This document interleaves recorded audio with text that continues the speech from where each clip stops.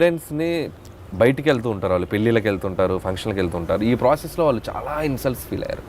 అబ్బాయి ఏం చేస్తుంటాడంటే టక్కున ఏం చెప్తారు, అమెరికాలో ఉన్నాడు లేకపోతే జాబ్ చేస్తానంటే ధైర్యంగా చెప్పగలరు. సినిమాల్లో ఉన్నారు అనగానే అది ఒకసారి చెప్తారు, 2 సార్లు చెప్తారు. 3 ఏళ్ళు, 4 ఏళ్ళు, 5 ఏళ్ళు, 6 ఏళ్ళు, 7 ఏళ్ళు, 8 ఏళ్ళు, 9 ఏళ్ళు, 10 ఏళ్ళు, వాళ్ళ లైఫ్లో ఒక 10 ఏళ్ళు బయట మా అబ్బాయి ఇది అని చెప్పుకోలేని ఒక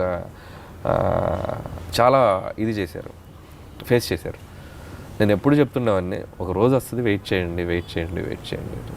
నన్ను ఎంతో నమ్మారు. నా నమ్మకానికి వాళ్ళ ఓర్పు ఉంటారంటారు కదా, అది బాగా హెల్ప్ అయింది. సో ఇప్పుడు 2015 జనవరి 23 నా లైఫ్ మారిన రోజు, పటాస్ రిలీజ్ అయిన రోజు. అక్కడ నుంచి ఎవ్రీథింగ్ షట్, అన్నీ క్లోజ్ అయిపోయింది. మీరు బ్రదర్స్, సిస్టర్? నాకు అక్క ఉందండి, సిస్టర్. ఓకే, చెప్పారు చాలాసార్లు. ఓకే, ఆయన నాన్నతో ఎప్పుడన్నా బస్సులో ప్రయాణం చేశారా? ఆయన డ్రైవ్ చేస్తుంటే చాలాసార్లు కూర్చొని ఎప్పుడైనా పెయిన్ ఫీల్ అయ్యారా? చాలాసార్లు. అంటే బస్ డ్రైవింగ్ అనేది చాలా కష్టమైన జాబ్ ఫిజికల్గా. అంటే ఒక మార్నింగ్ 8 మొదలైతే ఈవినింగ్ 7-8 వరకు ట్రిప్స్ తిరుగుతూనే ఉంటారు వాళ్ళు. అందుట్లో మా నాన్నగారు తిరిగే రూట్ ఏంటంటే విలేజెస్ మీదకి వెళ్తూ ఉంటారు. రోడ్స్ ప్రాపర్గా ఉండవు. మనకి హైవే అనుకోండి, కొడితే మనకి జర్నీ తెలియదు, జప్న వెళ్ళిపోతాం.